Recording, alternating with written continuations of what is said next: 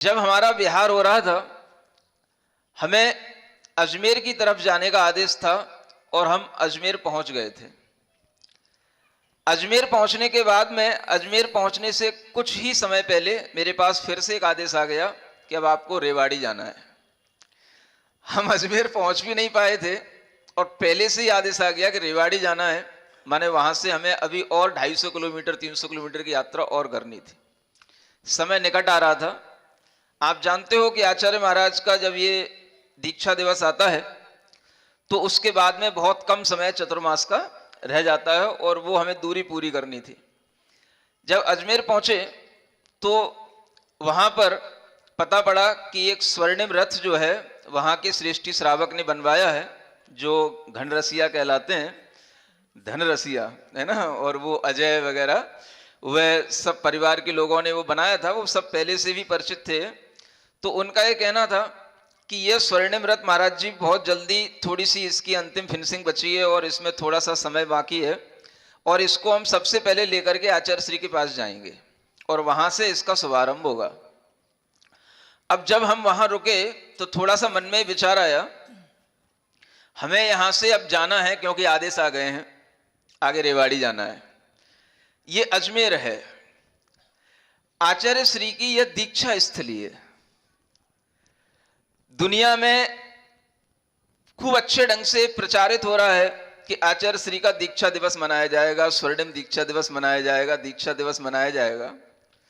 मेरे मन में एक क्षण के लिए विचार आया कि जहां आचार्य श्री की दीक्षा स्थली है, अजमेर, वह नसिया जी, वह स्थान, यहां कुछ नहीं होगा और दुनिया में सब कुछ मनाया जाएगा।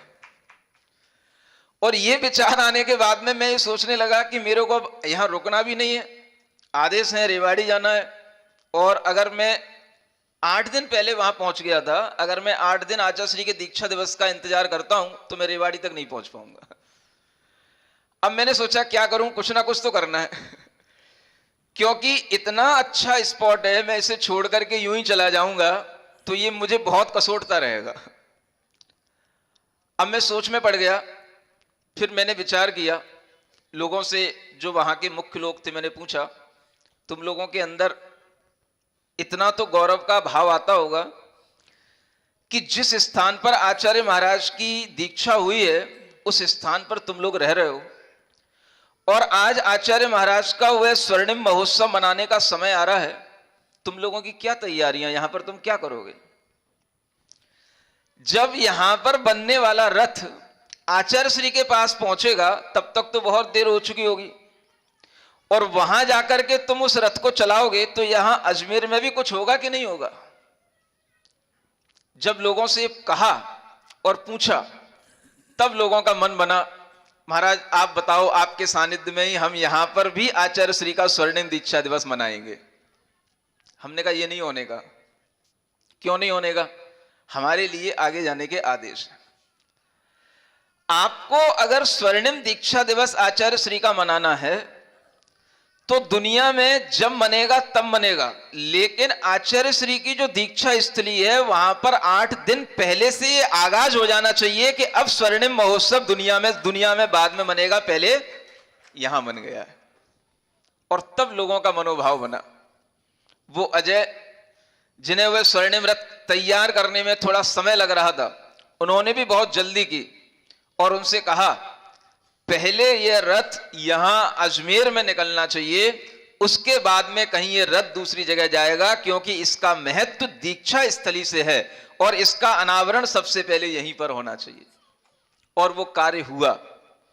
8 दिन पहले वह आचार्य श्री का स्वर्णिम दीक्षा दिवस अजमेर में सबसे पहले उस स्वर्ण रथ के भ्रमण के साथ में वहां से शुरू हुआ और उसके बाद में दुनिया में जो ये डेटें दी गई थी और जो टीवी पर अनाउंस होने के साथ में वो वहां पर फिर बाद में सब कुछ आयोजन हुआ। लेकिन सबसे पहले अगर आचार्य श्री का स्वर्णिम दीक्षा दिवस मनाया गया तो उन्हीं की दीक्षा स्थली अजमेर में उस स्वर्ण रथ के अनावरण के साथ में मनाया गया। ये मैं आपको बता रहा हूं।